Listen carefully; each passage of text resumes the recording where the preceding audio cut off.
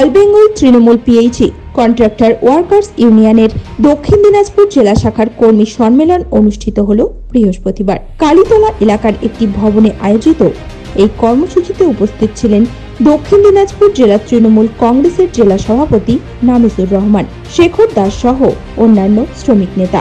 এদিন মূলত পিএইচি কর্মীদের নিয়ে বিভিন্ন বিষয়ে আলোচনা, তাদের সুযোগ সুবিধা সহ বিভিন্ন বিষয় নিয়ে আলোচনা করা হয়।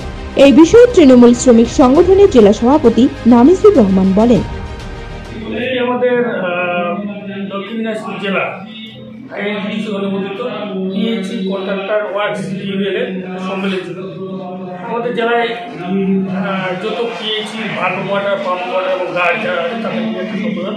আগামী লোকসভা নির্বাচন, যে 24 সালের লোকসভা নির্বাচন, সেখানে আমরা আমাদের রাজ্যের কোর কমিটি মিটিংয়ে সিদ্ধান্ত হয়েছে সমস্ত অসংগঠিত শ্রমিকদের নিয়ে একটা বার্তা দিতে চাই আমরা আগামী লোকসভা নির্বাচনে।